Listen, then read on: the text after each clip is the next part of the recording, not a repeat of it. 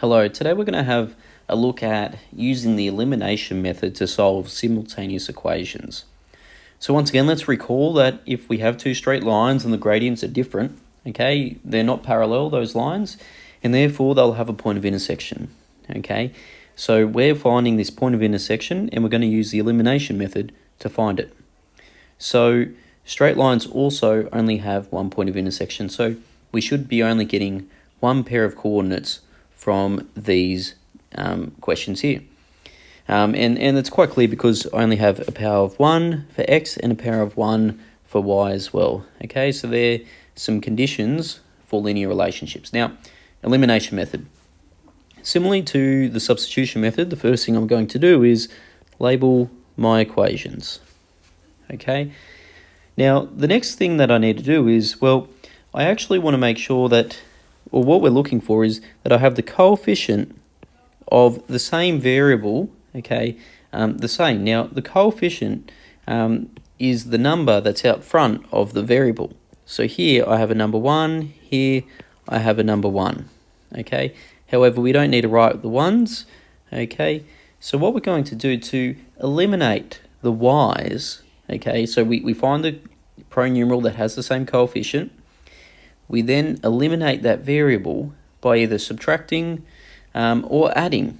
Okay, so you can either subtract or add.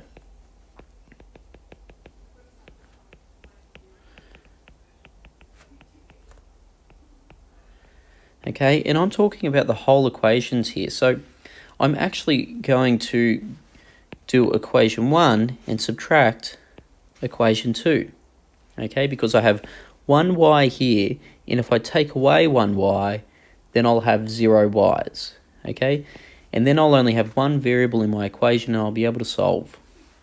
So often, if you can pick the first one here as the larger, okay, equation, it will just generally make your life a little bit easier because you're going to be dealing with a bit more positive numbers.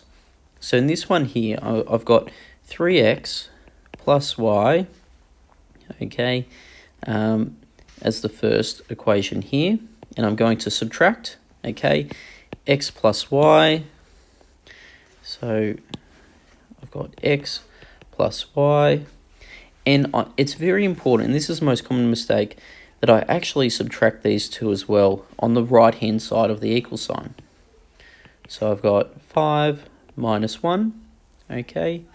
Now let's just simplify the left hand side and then the right. So here I've got 3x minus x, okay. So I'm going to have 2x.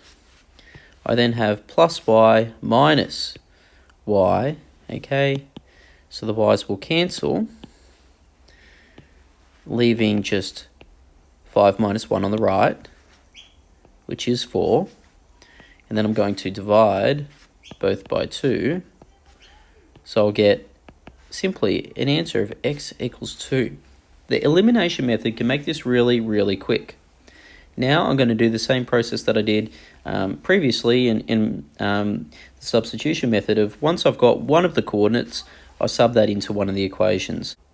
Okay, so I'm going to substitute, okay, x equals 2 into one of my two equations from above.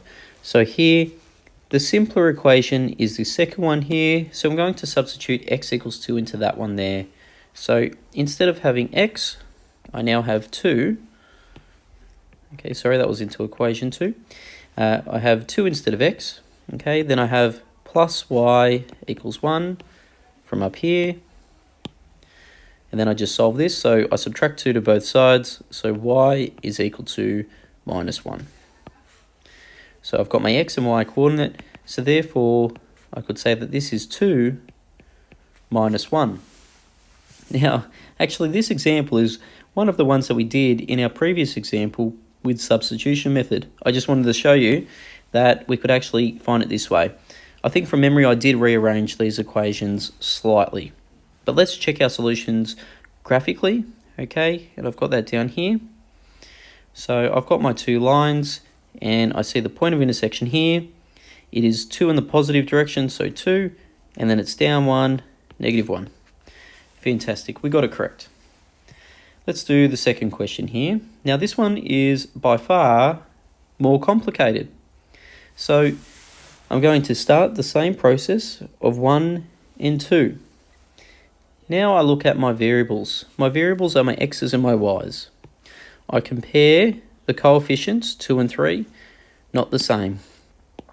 3 and 4, not the same again. So that's a little bit problematic because we need that number to be the same. So what I'm going to do is you can pick either equation and times it by a number, okay? Or you could do it to both to actually then eliminate a number, okay? So in this case, I'm going to have to do it to both.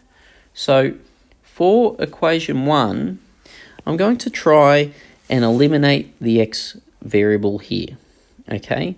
So I'm going to times this by the top one. I'm going to times 2x plus 3y. I'm going to times each variable here by 3, okay, because the lowest common multiple between 2 and 3 is 6, okay? So I'm going to times each of that by 3 because I want to change that 2x into 6x. So I've got now 6x plus 9y is equal to 30. And I'm going to call this equation 1a, okay, because I manipulated a. And it is perfectly balanced, okay? It's a balanced equation because I did timesing by 3 to every term, okay? So making sure that I did to every term on the left and to every term on the right. Now, let's deal with equation 2. I need to change this into a 6. So, to do that, sorry about all the chopping and changing there, I'm going to times each term by 2. So now I have 3x times 2, which is 6x, minus 4y times 2, minus 8y, minus 2 times positive 2, minus 4. And you can probably guess what I'm going to call this. It's a manipulation of the second equation, so I'm going to call it equation 2a.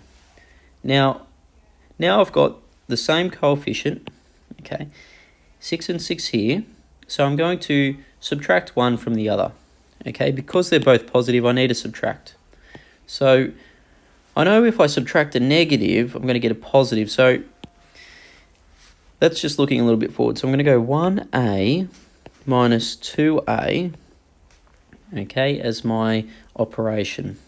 So I'm going to have 6x plus 9y, okay, so that's from equation 1a, and I'm going to subtract 6x minus 8y, which is from equation 2. Now I have to deal with the right-hand side, and I've got 30, and I am subtracting negative 4, because I'm minusing negative 4 there. All right, so I might just expand this negative into these brackets here. So I've got 6x plus 9y minus 6x now, and then plus 8y, because I've got two negatives there, equals to 30 plus 4, which is 34. Okay, the 6x and the minus 6x cancel, okay, and that's the whole point of this. So I'm now going to get 17y, because 9 plus 8 is 17, is equal to 34. I'm going to divide both sides by 17, sorry. Okay, divide by 17. So therefore I get y is equal to 2. So I've got one of my coordinates of my point there. Okay, y equals 2. So now I need to substitute this value, y equals 2, into one of my equations. Now, I can pick any of these four equations and I'll get the same x answer each time. Now, if you can pick the simplest one, okay, that would help you a lot, okay? However, it doesn't really matter, you can choose any. I think the one with the simplest numbers here is probably either 1 or 2, okay? because the others have rather larger numbers.